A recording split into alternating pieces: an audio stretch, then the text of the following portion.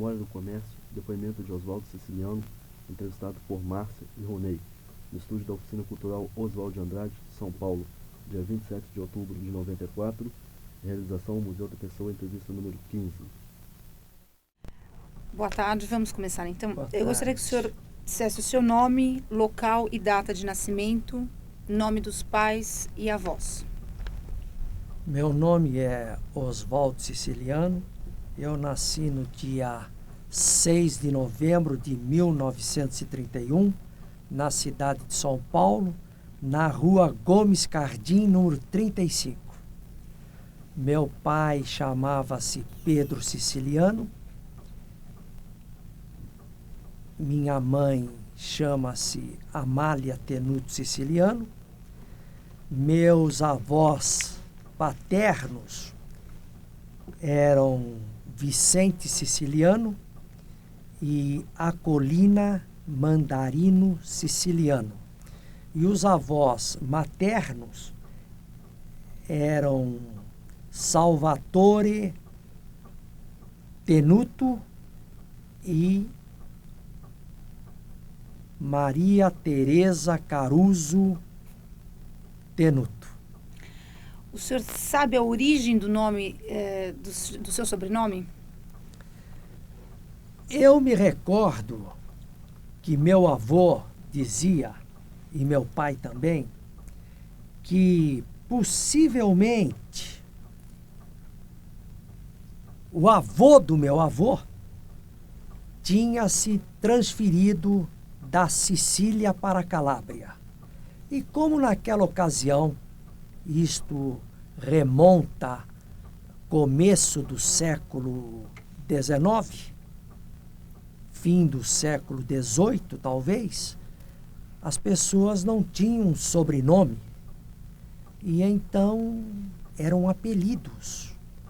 E era um cidadão chamado por Siciliano, um apelido, respondia pelo apelido de Siciliano. E que a origem do nome, do nosso nome, seria esta: alguém que se baldeou da Sicília para a Calábria. E ficou. Certo. Quantos irmãos o senhor tem, seu Siciliano? Eu tenho 4 irmãos, um homem e 3 mulheres. Eu queria que o senhor descrevesse um pouquinho o local onde o senhor nasceu, a rua onde o senhor nasceu, onde o senhor morava quando criança. Bom, conforme eu disse, eu nasci na rua Gomes Cardim. Eu me lembro desta casa vagamente. Eu me lembro que era uma casa térrea, com um quintal muito grande. E o meu pai gostava de criação. E ele então, eu me recordo, tinha criação de coelhos e de galinhas. E essa rua, embora no Brás, perto do Largo da Concórdia, era uma rua tranquila.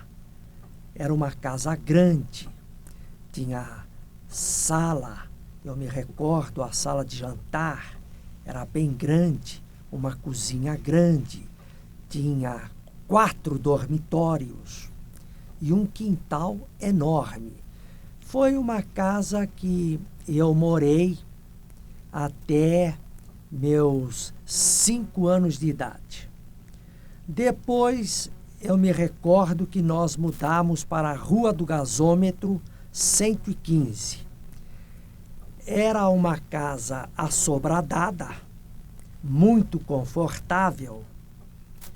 E uma das coisas que eu me lembro é que eram casas germinadas. E nós morávamos num sobrado e embaixo eram 2 casas, uma embaixo e uma em cima. E embaixo havia uma família cuja senhora gostava muito de plantas, mas muito mesmo.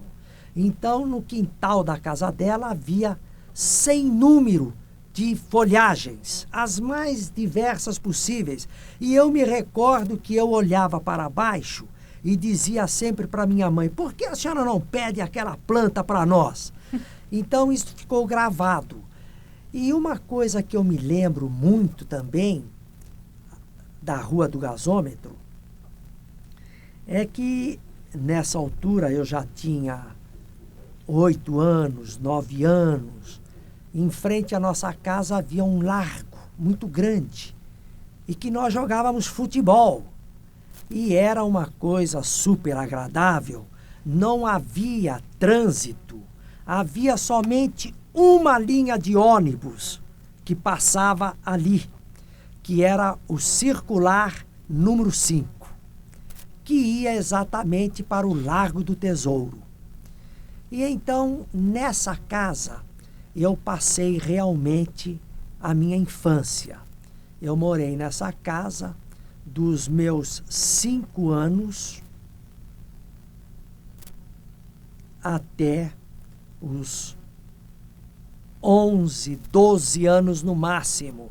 E foi a época realmente que eu posso dizer que eu vivia na rua, porque nós tínhamos muitos amigos e então vivíamos na rua, jogando futebol, empinando papagaio, nas festas de São João e assim sucessivamente.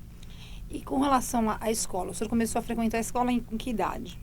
Eu comecei a frequentar a escola com a idade de 7 anos. Meu pai me matriculou numa escola que havia na Avenida Paulista, esquina de Rua Augusta, chamada Ginásio Paz Leme. Mas eu fiquei nessa escola 1 ano só, porque o meu pai não gostou. Eu gostava da escola, mas meu pai não gostou, porque a escola não era boa. A gente mais brincava do que estudava. Aí ele chegou à conclusão que aquilo não servia. Bom, e de lá, então, ele conseguiu uma vaga no Mackenzie e eu fui para o Mackenzie. Fui para a escola para a escola americana. Tanto ele tinha razão que, ao conseguir a vaga para a escola americana, eu tive que fazer um pequeno exame. E não deu outra. Eu tive que repetir 1 ano, porque a escola americana não me aceitou para o 3º ano, para o 4º ano primário. Eu tive que repetir o 3º ano primário, que, aliás, foi a melhor coisa que aconteceu para mim, ter repetido o 3º ano primário na escola americana do Mackenzie. Por quê? Por quê? Porque realmente eu não tinha base suficiente para seguir. Então era melhor que eu tivesse realmente sido reprovado. Foi o melhor presente da minha vida, uma reprovação, por incrível que pareça. E eu interpreto assim. Professor, eu queria que o senhor falasse um pouco da atividade profissional do seu pai nessa época. Se ele sempre mexeu com as mesmas coisas, como é que foi essa atividade profissional? O meu pai foi o homem de confiança do falecido Assis Chateaubriand na cidade de São Paulo. O meu pai trabalhava nos Diários Associados como distribuidor autônomo dos jornais e, ao mesmo tempo, ele mantinha uma firma dele fora dos Diários Associados, aonde ele distribuía outras publicações, mesmo dos Diários Associados, mas que não estavam diretamente ligadas ao Diário de São Paulo e ao Diário da Noite. Então ele trabalhava nos Diários Associados de São Paulo e mantinha a empresa dele para distribuir essas publicações dos Diários Associados, que eram impressas no Rio de Janeiro, ou melhor dizendo, a revista O Cruzeiro e outras publicações, e, ao mesmo tempo, ele trabalhava também para o Dr. Roberto Marinho, distribuindo o jornal O Globo e publicações da editora do Dr. Roberto Marinho de revistas, que se chamava Rio Gráfica e Editora Limitada.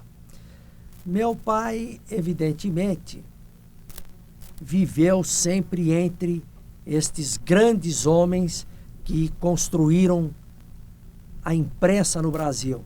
E para tal ele teve que se acomodar a estes gênios ou não, mas homens até certo ponto naquela época muito fortes em todos os pontos de vista. E evidentemente o meu pai, para isso, tinha que ser um homem muito forte e muito enérgico. E um homem que não media esforços para alcançar um objetivo. O grande objetivo que eu me lembro do meu pai, eu posso dizer, seria atingir um ponto bom de vida através do seu próprio trabalho e conseguir educar a seu gosto todos os filhos.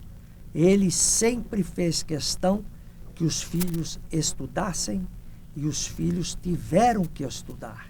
Nós não tivemos, no bom sentido da palavra, outra opção a não ser estudar para o nosso próprio benefício e, evidentemente, ele exigiu que os 2 filhos homens começassem a trabalhar desde cedo. Quando que ele começou com o negócio, senhor Oswaldo? Ele começou com o negócio aqui em São Paulo em 1928.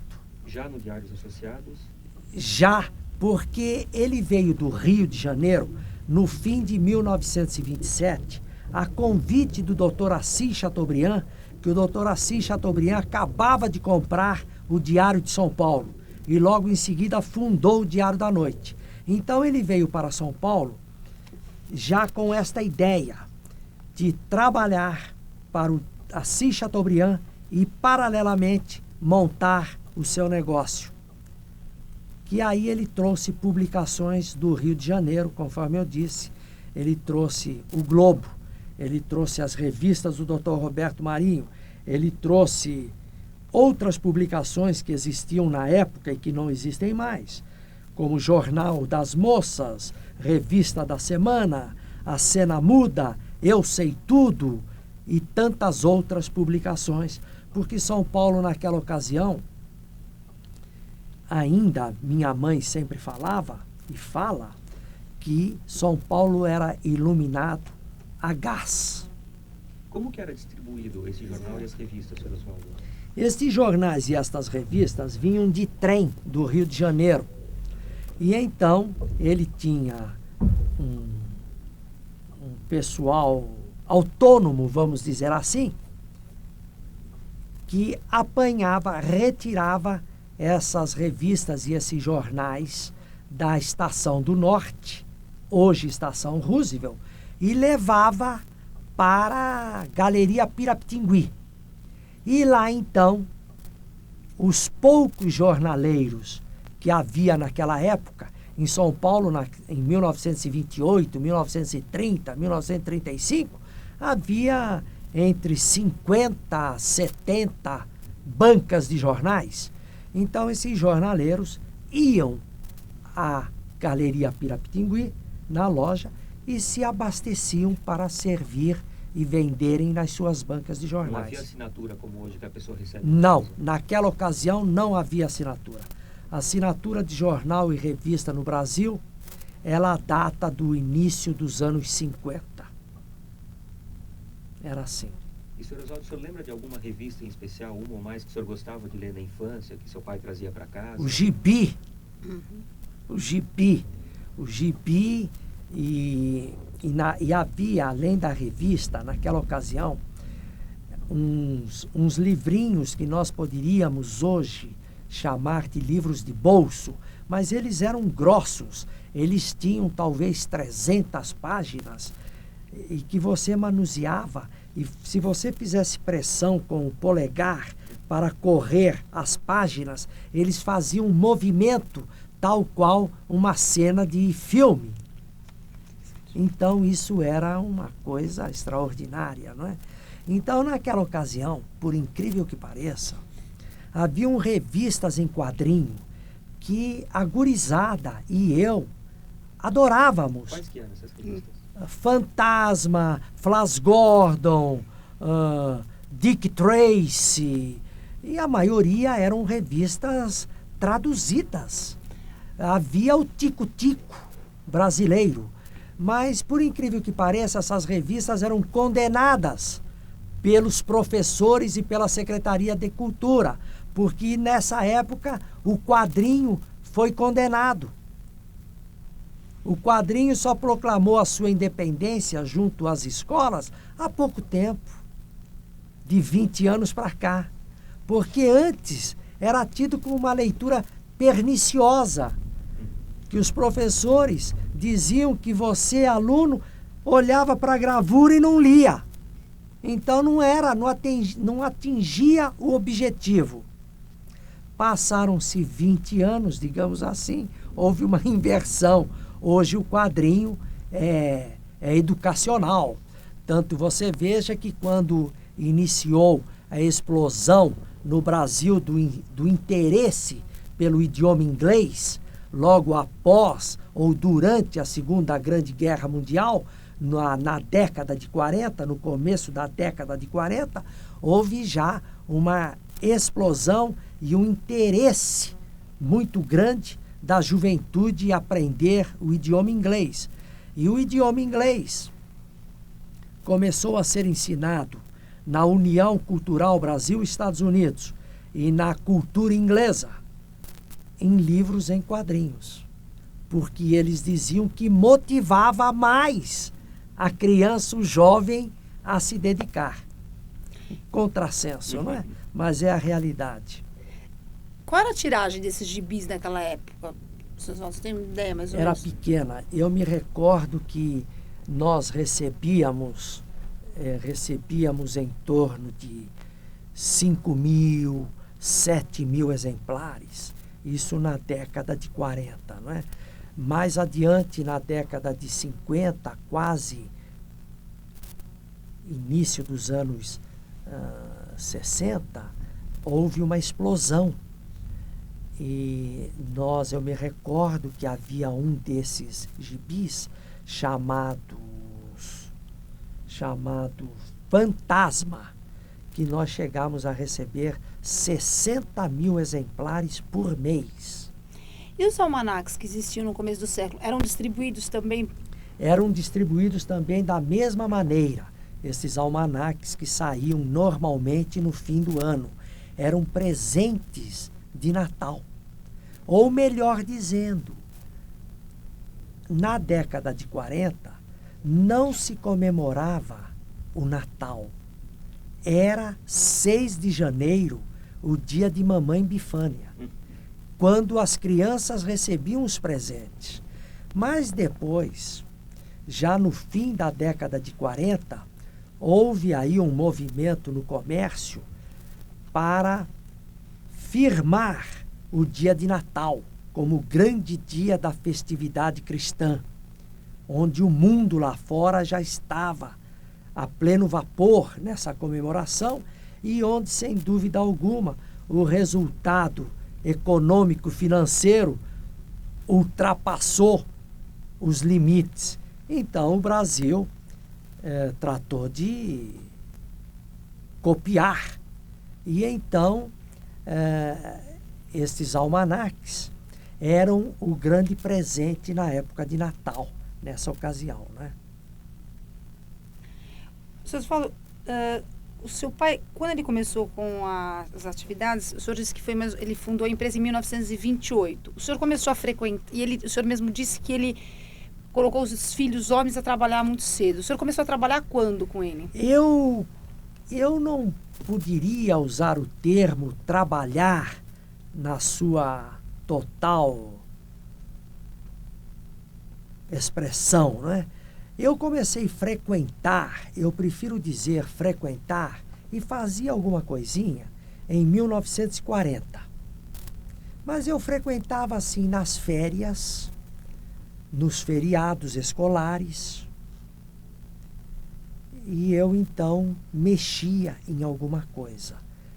Mas nas férias eu era assim obrigado a trabalhar meio período. E E como é que era esse cotidiano desse trabalho dentro da distribuidora? Esse trabalho era ao faz tudo. Era ao faz tudo. Fazia o que um empregado fazia. E foi assim que eu aprendi a trabalhar. Fazendo o que qualquer empregado pudesse fazer. Fazia de tudo. Certo. E a empresa nessa época estava na galeria? Pirapitingui. E ela é uma galeria que hoje não existe Não mais? existe mais porque hoje faz parte do Banespa, do Banco do Estado de São Paulo. E era uma rua muito movimentada? Era o centro, a Praça Antônio Prado, naquela ocasião, e a Rua 15 de Novembro, era o centro nevrálgico de São Paulo. Era o que é hoje a Avenida Paulista. Os bancos se concentravam todos lá, bancos que já não existem mais. Qual banco? Por exemplo, o Banco Comercial do Estado de São Paulo, que era do Dr. José Maria Whittaker, que foi um dos grandes ministros da Fazenda que o Brasil teve, era um banco fortíssimo. Era ali na 15 de novembro, quase com Praça Antônio Prado. Ali também havia o Banco de São Paulo, havia o próprio Banco do Estado de São Paulo, pequeno, havia o Banco Novo Mundo, que não existe mais, e na Rua 15 de Novembro havia já o Banco Boa Vista, havia algumas casas bancárias que existiam antigamente. Ali era o centro nevrálgico da cidade de São Paulo. Essa distribuição era feita... Como é que era feito o pagamento? As pessoas retiravam, como a senhora colocou, e pagavam à vista. E em moeda? Em moeda. Não havia cheque naquela ocasião, principalmente entre os jornaleiros. E o Brasil, naquela ocasião, nem sonhava com cartão de crédito. Havia meninos que vendiam o jornal? Havia meninos e homens. E poucas mulheres. Eu me lembro de uma senhora de cor que era uma das grandes jornaleiras do centro de São Paulo e ela trabalhava no Largo do Tesouro. O que tornava alguém grande jornaleiro? Ele tinha que gritar as manchetes? Sabia apregoar. Ele era um grande vendedor. Era isso. Senhor Oswaldo, o senhor lembra de algum dia que o jornal não chegou, que aconteceu alguma coisa, algum evento especial que o jornal acabou rápido, não chegou, O jornal sempre chegou, o jornal nunca deixou de aparecer e lhe digo que, nessa época, eu vou citar o exemplo do Diário da Noite. O Diário da Noite, nessa época, editava 5 edições por dia. Diferentes?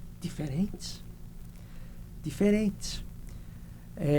A cada 2h30 saía uma nova edição do Diário da Noite. Os jornais vespertinos, porque havia os matutinos, como, por exemplo, o Diário de São Paulo, o Estado de São Paulo, eram jornais matutinos. E os vespertinos, havia também a Folha da Manhã, que era matutina. E os vespertinos eram o Diário da Noite, a Gazeta, a Folha da Tarde. Então, o Diário da Noite, ele tirava 5 edições por dia. E durante a Segunda Grande Guerra, era comum o Diário da Noite tirar 7 edições num dia.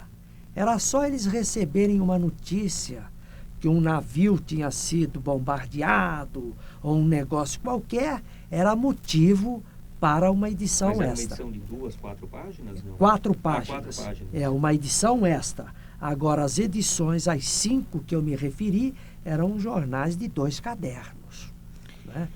E qual é a diferença? Como é que o senhor pode comparar o jornal daquela época ou de hoje? Assim, o que o senhor difere? O que o senhor acha que chama mais atenção na diferença da forma como é impresso o jornal hoje, a forma como é distribuída a notícia? Com o advento da televisão, mas primeiro vamos falar com o desenvolvimento do rádio, né? Eu me lembro, por exemplo, do famoso Repórter Esso.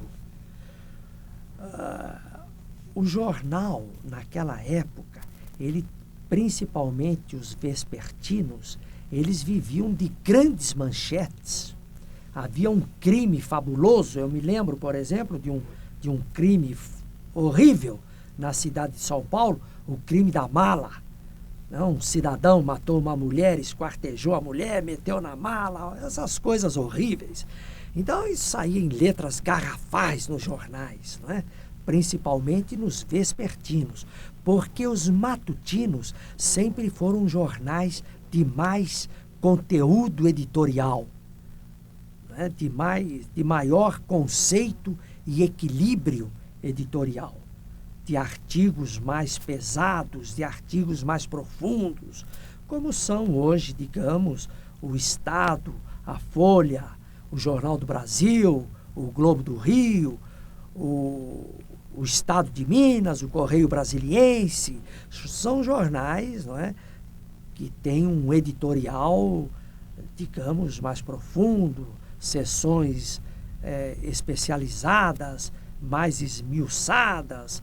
Os vespertinos sempre foram jornais mais gritantes, substituídos hoje por aqueles jornais que impressionam nas bancas de jornais, como A Última Hora, O Dia, jornais assim, hoje escandalosos, que a gente nem quer ler as manchetes, porque até se assusta. Mas os jornais, antigamente, eles tinham que ser mais atuantes, mais precisos, mais, eu diria que muito mais impressionantes e chocantes do que hoje. Porque hoje o que choca é um programa de televisão, que eu não quero mencionar nomes. Então, o jornal daquela época foi substituído por alguns noticiários da televisão de hoje em dia e até alguns programas em estações de rádio. Então, o jornal hoje, sem desmerecer qualquer jornal, mas há um número de jornais hoje que são jornais de peso, jornais que o editorial, força de expressão, é lido por muitas pessoas, o que é um contrassenso, e a pessoa não tem a capacidade de assimilar, de entender o que está lendo, porque os editoriais de hoje são profundos, abordam situações econômicas, sociais, editoriais muito sérios. Então, os jornais hoje têm esse conteúdo mais profundo, né? Mais profundo. Sr. Oswaldo, como é que foi a transformação, dizer assim, ou a passagem da distribuidora para a livraria? Como é que foi isso? Quando que ocorreu? Como é que isso ocorreu? Bom, meu pai abriu a nossa primeira livraria em 1942. A livraria era uma livraria muito bem montada, eu me lembro, bem montada, muito agradável. Trabalhavam já moças, porque a Rua Dom José de Barros, ela tinha uma posição privilegiada, porque o público que frequentava o Teatro Santana, que era ali na Rua 24 de Maio, era um público também como hoje. O público que frequenta teatro hoje em dia é um público diferenciado, e naquela ocasião também. Então, a clientela desta livraria era, por exemplo, entre outros, o Procópio Ferreira, a Bibi Ferreira, Dercy Gonçalves, Walter Pinto e Nelson Rodrigues e tanta gente de nome do meio cultural do Brasil. Então, esta livraria funcionava bem, mas nós, a partir de 1954, quando assumimos a direção da empresa, nós quisemos massificar o livro, porque eu vinha com este visual de uma viagem feita aos Estados Unidos. Eu não entendia como é que o povo que morava em Santo André, por exemplo, não havia uma livraria em Santo André para atender o público jovem, para atender os professores e uma pequena camada que se interessasse por livro. Então, a partir deste raciocínio, nós começamos a mudar o funcionamento de uma livraria no Brasil. Porque até então, e mesmo até hoje, existem poucos livreiros na concepção da palavra, muito poucos. Porque o livreiro é o intermediário do autor com o público, do editor com o público. Então, este livreiro, este tipo, ele é o homem que está a par de todo o movimento cultural de uma cidade, de um estado e do país. Acontece que para você fazer do livro uma empresa na concepção da palavra, você tem que sair deste parâmetro. Você tem que ser um empresário do livro. Você tem que tratar o livro como uma mercadoria, um produto qualquer. A única coisa que você precisa ter, que é a felicidade que eu tenho e que meu irmão tem, é que nós, além de termos uma formação educacional e cultural boa, nós temos a prática. Nós também somos obreiros do livro. Então nós conseguimos juntar as duas coisas. E daí foi relativamente fácil para nós criar uma rede de livrarias. Ou seja, como dizia o professor Fernando Soares, a democratização do livro. Então, dentro deste princípio, nós, em 1956, levamos o livro para Osasco. Em 58, levamos o livro para Santo André. E assim fomos levando para a periferia. Vamos chamar este cinturão, ou o Grande São Paulo de hoje. Antigamente nós falávamos periferia, hoje é o Grande São Paulo. Nós iniciamos a nossa expansão pelo Grande São Paulo. Por quê? Aí vem um feeling diferenciado. Nós, através de observações, de pesquisa e outras informações, que nesses lugares havia um público jovem carente do livro e de publicações em geral. E nesses lugares é que se percebia o grande desenvolvimento da cidade de São Paulo, que estava para explodir na década de 60 e 70, como de fato isto aconteceu. Então, nós acertamos violentamente quando levamos o livro para a Grande São Paulo.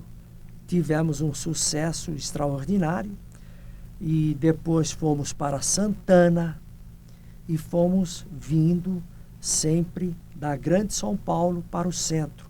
E somente fomos chegar à Rua Augusta, que era famosa na década de 60. A Rua Augusta gozava de um prestígio internacional. Só fomos chegar à Rua Augusta em 1970, quando nós já tínhamos o que eu posso chamar de uma pequena cadeia de livrarias espalhadas pela cidade de São Paulo. Nessa época, quantas livrarias o senhor tinha? Nessa época nós tínhamos 8 livrarias. Todas tínhamos a Dom José de Barros e as outras eram todas espalhadas, podemos dizer, pela Grande São Paulo. Sr. Oswaldo, o senhor encerrou a atividade de distribuição de jornais? Nós encerramos essa atividade de distribuidor de jornais em 1960 e encerramos também a atividade de distribuidor de revista, principalmente da revista O Cruzeiro, da qual nós fomos sempre distribuidores, quando a revista parou de circular. Em que ano? Foi por volta de 1972, 73. Foi quando a revista parou. Aí nós encerramos totalmente e demos mais impulso às nossas livrarias. Aí, na década de 70, nós abrimos umas 10 livrarias, mais ou menos uma por ano. Na década de 80, nós fomos para a cidade do Rio de Janeiro e continuamos a expandir a rede. Quantas livrarias o senhor tem? Hoje nós temos exatamente 69 livrarias e na próxima semana estaremos inaugurando a livraria de número 70, em Brasília. Uma coisa, senhor, a comercialização do livro sempre foi da mesma forma? O que o senhor acha que mudou? A forma de expor o livro, a forma de oferecer o livro, o horário de funcionamento da loja? Bom, a nossa livraria, quando foi fundada em 1942, ela trabalhava das 8 da manhã à meia-noite. E isso já era permitido pela legislação? não era permitido. Foi muito boa a sua pergunta, porque por volta de 1944, 46, eu me lembro perfeitamente bem, que nós começamos a sofrer umas interferências de alguns fiscais da prefeitura, porque nós não tínhamos licença de funcionamento para após as 20 horas. E queriam multar, fechar a livraria e essas coisas todas que vocês podem imaginar. E então nós tivemos uma ideia. Vamos vender jornais ao público. E como o jornal circula diariamente, de domingo a domingo, se você tem um estabelecimento que vende jornal, você pode trabalhar de domingo a domingo e trabalhar às 24 horas do dia, se você quiser. E aí, então, conseguimos, eu não diria burlar a lei, mas conseguimos prestar um maior serviço à coletividade.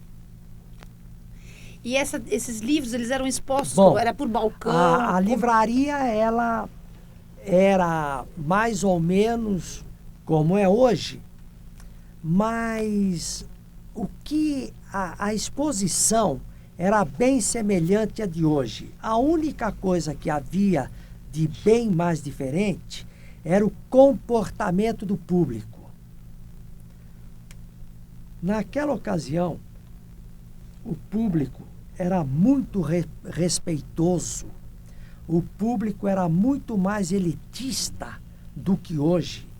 E o público que frequentava a livraria, não só a nossa, como todas, eram pessoas, na concepção da palavra, ricas. E a maioria com um grau superior. Principalmente bacharéis. Predominavam os bacharéis em direito. Eram os grandes clientes das livrarias. Mas era um público bem diferenciado no seu comportamento e no seu poder de aquisição. Havia clientes, eu me lembro, que compravam 6, 7 livros de uma vez só. Vinham à livraria, digamos, 2 vezes por mês, 1 vez por mês, e compravam, no mínimo, 6, 7, 8 livros de cada vez. Isso não existe para consumo próprio. Para consumo próprio. Porque antigamente, é verdade que o número de pessoas que liam era menor do que hoje, mas eles liam muito mais. Liam muito mais por diversas razões. Não havia principalmente a televisão. Caiu a leitura e a venda de livros com a televisão, Sr. Oswaldo? Eu não diria que caiu. Eu diria que o público hoje não está mais com disposição e com tranquilidade para a leitura, porque a leitura exige um momento de pausa e de tranquilidade na sua vida. E hoje em dia, a vida é tão tumultuada para todo mundo que é raramente você ter 2 horas por dia para poder apanhar um livro e se dedicar a essa leitura. Então, isto é que realmente causa a grande diferença do público até os anos 70, de 70 para trás e de 70 para hoje. Esta é a grande diferença. É que você não tem mais aquela tranquilidade. Você é vítima de uma inflação galopante. Você precisa satisfazer as suas necessidades primeiras e o seu poder de aquisição não lhe permite comprar um livro. Não é que o livro seja caro. O livro no Brasil, ele tem mais ou menos o mesmo preço no mundo todo. Só que nós, no Brasil, não temos sequer a metade do poder de aquisição de um francês, italiano, inglês, americano e assim sucessivamente. Sr. Oswaldo, que tipo de livros o senhor pessoalmente gosta de Eu gosto ler? muito de história. Muito. Uma das obras que mais me impressionaram na minha juventude, aliás, foram 2. História da Civilização e História Universal, ambas de H.G. Wells. Mas eu sou um apaixonado por história. Sempre fui e continuo. E na editora Siciliana o senhor tem...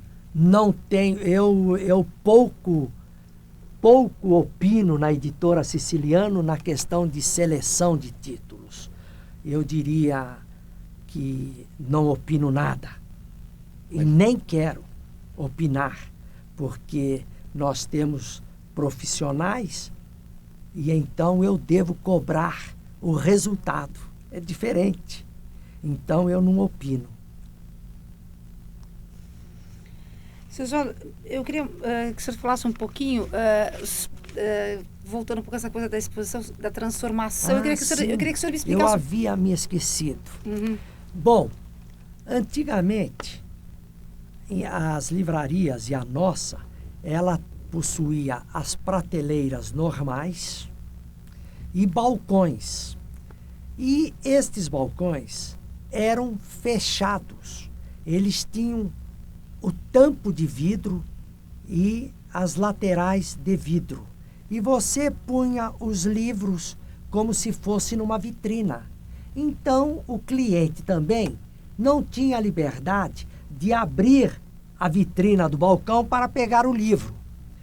Isto aconteceu não só na nossa livraria, como em muitas livrarias que inclusive eu frequentava, como por exemplo a Civilização Brasileira, na rua 15 de Novembro, a livraria Teixeira, que era na rua Libro Badaró, a livraria Melhoramentos, que era na rua Libro Badaró.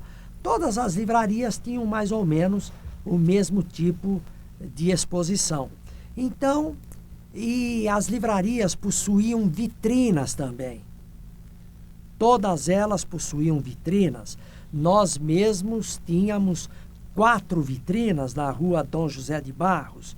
Então, o que acontecia comercialmente, na nossa opinião, isto era um erro, porque nós sempre achamos que o livro era para ser tocado, era para ser manuseado. E o que acontecia? A pessoa passava pela rua, olhava a vitrina, se encantava com o título, com a capa e perdia aquele impulso que surgia de comprar ou não comprar o livro. A hora que nós eliminamos as vitrinas na rua Dom José de Barros, em 1958, nós eliminamos as vitrinas e pusemos um check-out semelhante ao que hoje existe nos supermercados. Porque a loja tinha 2 portas, então nós pusemos o balcão caixa como se fosse um check-out. E introduzimos, a partir de 1958, causou uma revolução, introduzimos o self-service. Demos a liberdade para o público apanhar o livro, se servir, se dirigir ao caixa, pagar e ir com Deus. Isso aumentou as vendas ou não? Isso melhorou, aumentou sim, porque também o freguês passou a não perder tempo, porque na cidade de São Paulo, tempo sempre foi dinheiro. Eu me lembro que quando eu ia ao Rio de Janeiro, eles diziam, ele é da cidade da onde tempo é dinheiro. Em São Paulo se agigantou porque o paulista correu desde a madrugada. Sr. Oswaldo, varia muito o perfil de títulos vendidos entre as 69 livrarias? Eu diria que existe uma variável em torno de 25%, não mais do que isso, só 25%. Isso no âmbito de literatura em geral, né? Existe sim uma variável de 25%. Uma coisa, Sr. Oswaldo, e o cliente, o senhor acha que ele mudou muito? Mudou totalmente. Mudou tudo. Nos últimos 20 anos, mudou tudo na cidade de São Paulo. Por exemplo, nas décadas de 40, 50 até 60, nós embrulhávamos os livros.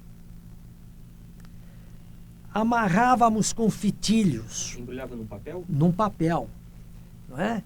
Era esta a embalagem usada. Aí surgiu o Durex. Substituímos os fitilhos pelo Durex. Logo a seguir, na década de 70, surgiram as embalagens, sacos de papel. Então nós optamos por saco de papel. Era mais prático, mais rápido. O freguês chegava e tal, ia para o caixa, pagava, a caixa pegava um saco, metia o papel dentro, não precisava colar durex nem nada, e o freguês saía com um saco de papel. Mais adiante veio o saco de plástico, que é usado até hoje. Então mudou isso tudo. Livro para presente sempre houve e sempre mereceu, como merece até hoje.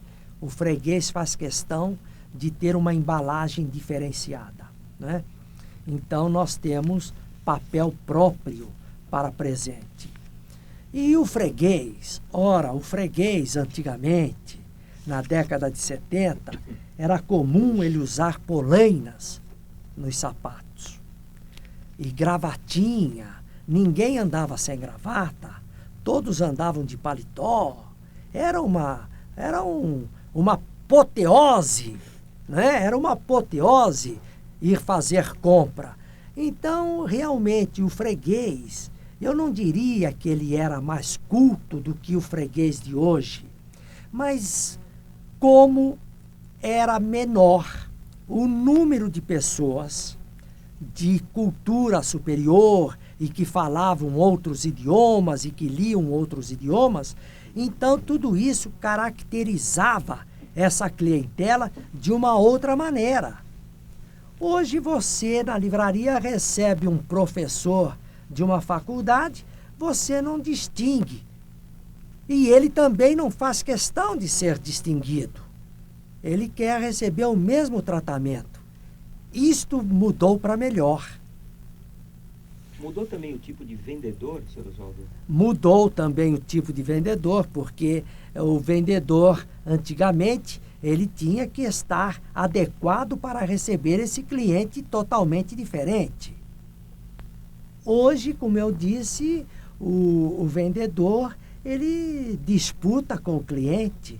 As moças, elas disputam com as clientes. Você, às vezes, não sabe força disso. Você sabe pela identificação do crachá, mas se não, ela está com uma saia da moda, ou um fusô, e você não vai proibir dela trabalhar vestida desta maneira e do rapaz trabalhar também vestido conforme a seu gosto, porque o trabalho é o ambiente de vida cotidiano da pessoa. Nós somos contrários a impor uniformes e etc, etc, etc.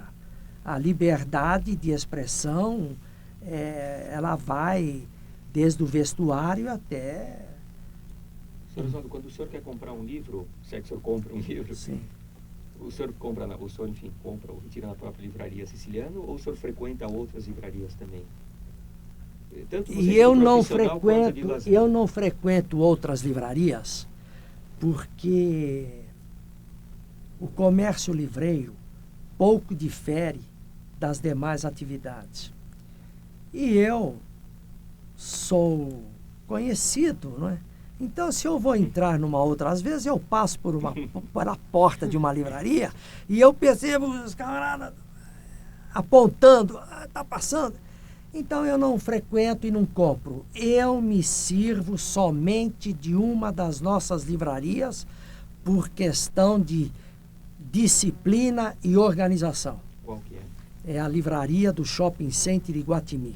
Eu tenho conta corrente naquela livraria. Sim, eu tenho conta corrente naquela livraria. Eu disse por questão de organização. Eu devo dar o exemplo. Uma coisa, o pagamento sempre foi à vista do livro ou teve crediário? Como é que Não, isso... o pagamento no balcão, evidentemente, sempre predominou o pagamento à vista. Mas, antigamente, até os anos 60, havia, eu não diria caderneta, mas um sistema semelhante ao de caderneta. Havia um conta corrente que um sem número de clientes compravam e davam todo mês um X. Havia isso. A partir de 60, isto acabou porque foi quando nós começamos a entender de inflação, não é? Então, isto acabou completamente. Completamente. A partir de 60, surgiu o cartão de crédito. O primeiro cartão de crédito que surgiu no Brasil foi o Diners. E nós introduzimos esse cartão logo em 1960 na nossa livraria da Rua Dom José de Barros. Muitas pessoas compravam um cartão? Não, muito pouco, porque o cartão ele estava ao alcance de uma camada muito superior e, consequentemente, muito pequena. Muito pequena. Seu Oswaldo, me diz uma coisa, o que o senhor mudaria no comércio livreiro hoje? O que o senhor acha que o senhor... Do que acontece hoje, o que o senhor acha que seria importante mudar? Não só na Siciliana, acho que em geral. No geral. Eu acho que o importante no comércio livreiro e para o comércio livreiro seria realmente o governo acordar para a necessidade de construir uma nação na concepção da palavra. A única coisa que poderia mudar era o governo fazer com que o povo, evidentemente, essa classe média, se é que existe, tivesse condições para adquirir o livro e permitir uma rotação de estoque mais rápida em todas as livrarias. É a única coisa que poderia se fazer.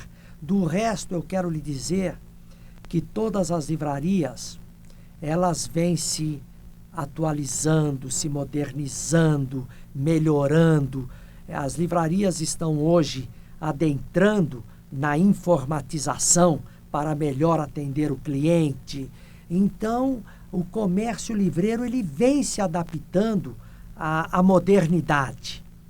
O comércio livreiro ele peca pelo que eu falei, não é? Que o governo é o responsável, porque nós não podemos andar nus. Você tem que se vestir. Você compra um sapato desta ou daquela qualidade, mas você tem que comprar. Você compra uma blusa, uma calça, uma camisa, você é obrigado. Você não pode andar nu. Do que você ganha todo mês, você tem que comprar para poder se apresentar, até para trabalhar. Então, o que falta não é para a livraria melhorar, procurando melhores condições.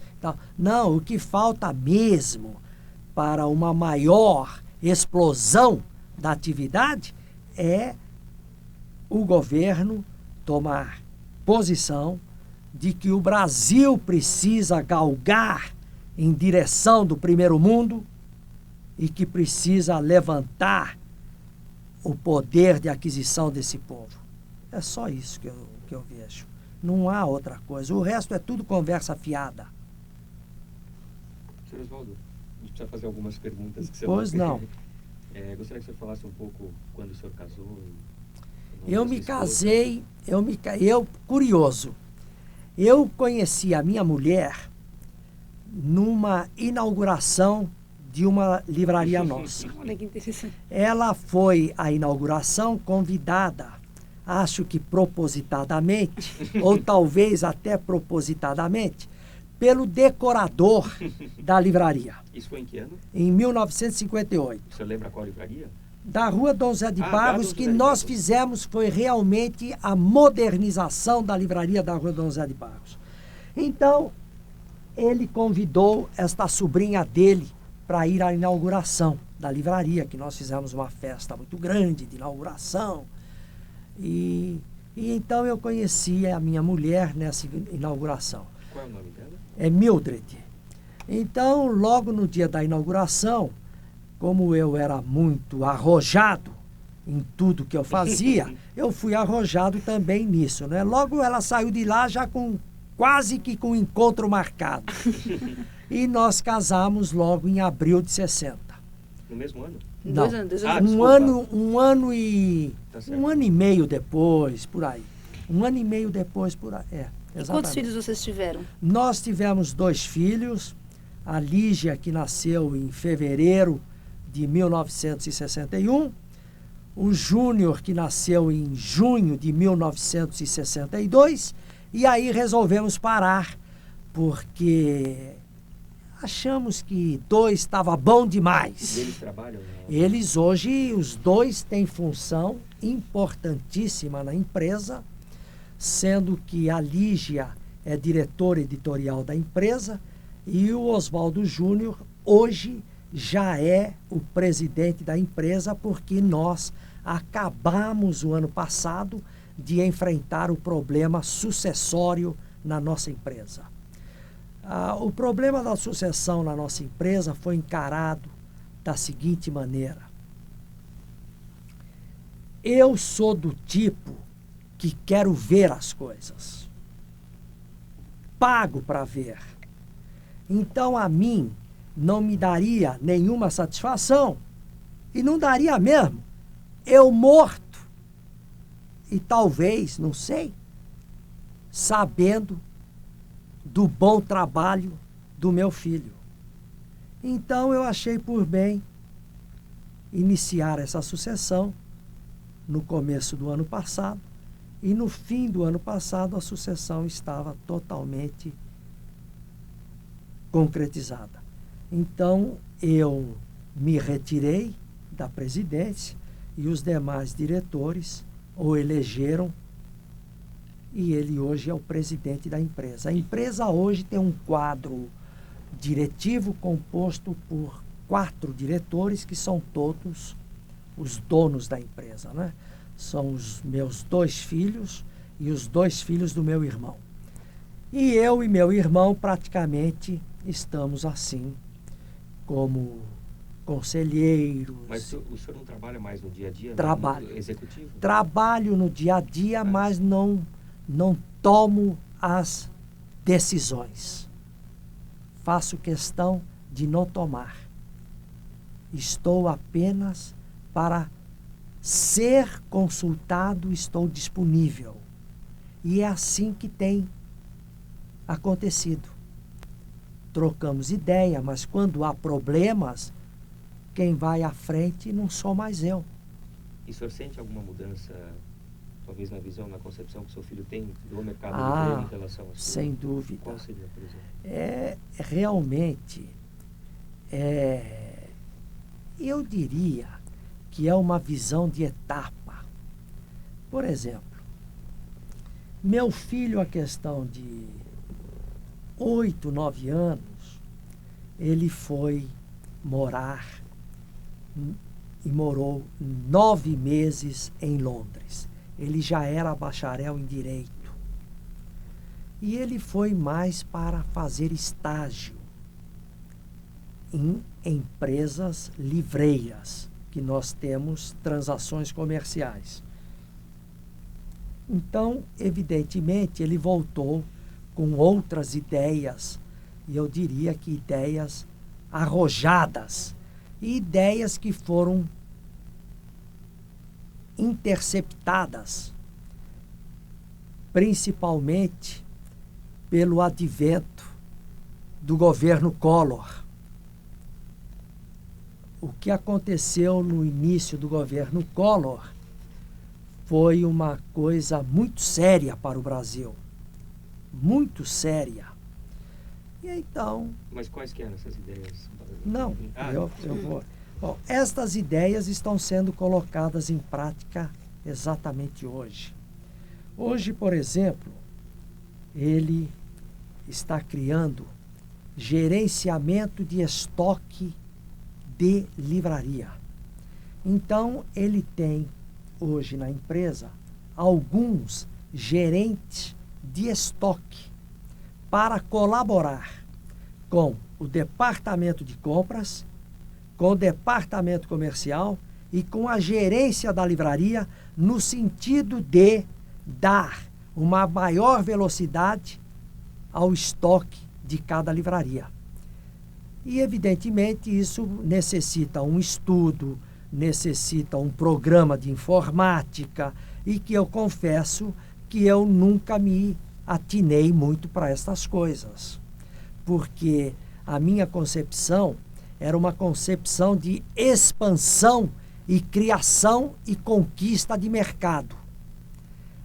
A concepção dele e dos demais jovens é de obter o máximo com o mínimo de estoque.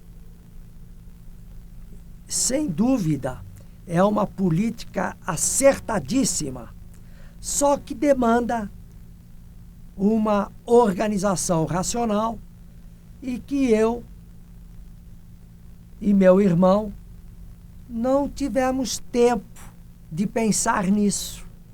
Então, hoje, a empresa continua a sua expansão, mas continua com uma expansão totalmente racionalizada e dentro de uma tecnologia a mais atual possível.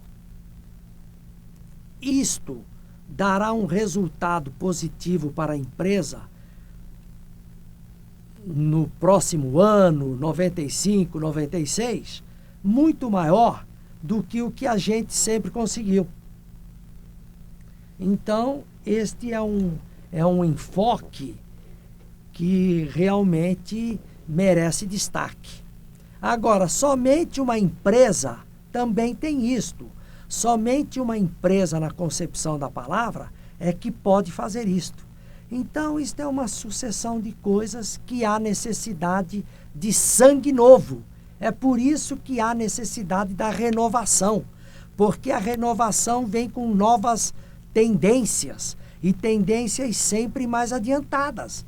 Então, a melhor coisa é você reconhecer, e mesmo porque, depois de 45, 50 anos de trabalho, chega uma hora que você precisa obedecer à lei natural da vida. Hoje o senhor mora com quem, seu Oswaldo? Eu moro com a minha mulher. E nas suas horas de lazer, quais são suas preferências? Bom, a minha preferência primeira para lazer é andar. E principalmente quando eu ando com a minha mulher. E depois, em segundo lugar, meu lazer se prende. Eu sou sócio de um clube perto de casa. Eu tenho uma casa em Campos do Jordão. Tenho uma casa na praia. Então, o meu lazer é um lazer bem doméstico. E muito pouco eu frequento a vida noturna. Convites 1000. Mas eu sou aquele cidadão que segura o copo na mão e cumprimenta todo mundo. Sr. Oswaldo, o senhor gosta da ideia de ouvir um livro pelo... Não. Não. O senhor falou que o senhor anda. Não gosto. Não gosto. Eu não gosto. Eu gosto de ouvir os passarinhos quando eu ando. Seu Oswaldo, eu gostaria de fazer uma pergunta. O que o senhor achou de estar dando esse depoimento para o Museu da Pessoa? Dentro da concepção que o senhor conseguiu ver o que é o Museu da Pessoa. Eu, sinceramente falando, eu estou aqui com o maior prazer possível. E eu até me sinto honrado pelo convite. Respondi? Acho que sim. Eu queria que o senhor colocasse assim, como é que o senhor vê a ideia? A ideia. Magnífica. Magnífica. E como é que o senhor vê também o retorno disso para não só... Porque, na verdade, assim, existe uma preocupação nossa de um retorno para a sociedade. Como é que o senhor vê isso também? Eu vejo de uma maneira positiva e acredito que quem for me ouvir vai prestar atenção e vai aproveitar alguma coisa. Pelo menos a dose de confiança que eu posso transmitir no desempenhar de uma função árdua, que é a de ser livreiro num país igual ao Brasil. Sr. Oswaldo, só para concluir, qual que é ainda o seu maior projeto ou sonho futuro? O meu sonho é a empresa chegar a ter 100 livrarias, que era o nosso propósito antes do advento do Plano Collor. Se não tivesse acontecido o Plano Collor, eu não tenho a menor dúvida, nós vínhamos inaugurando uma média de 7 livrarias por ano. Nós chegaríamos tranquilamente ao ano 2000 com 100 livrarias. este era o meu grande sonho. Mas, infelizmente, nós vamos, no ano 2000, sem dúvida alguma, chegar a 80 e poucas livrarias. Está bom, está bom. Agora, o meu desejo também, o meu sonho com relação ao livro, porque eu só tenho desejos com o livro. Não tenho nenhum outro desejo. É as nossas duas editoras crescerem consideravelmente. Porque nós sempre trabalhamos somente com este produto e todo o resultado da empresa foi sempre reinvestido no livro. Então nós continuamos reinvestindo nas duas editoras e nas livrarias. As livrarias, sem dúvida alguma, já possuem uma posição de destaque, não só na cidade de São Paulo, como no Brasil, e eu digo a vocês que até no mundo, porque nós somos a maior empresa livreira da América Latina. Do México para baixo, nós somos a primeira empresa livreira. Agora, eu quero mesmo ver as nossas duas editoras numa posição bem maior, embora ambas já estejam bem colocadas, eu pretendo vê-las bem melhor do que hoje. É isto. Obrigado. Das ordens.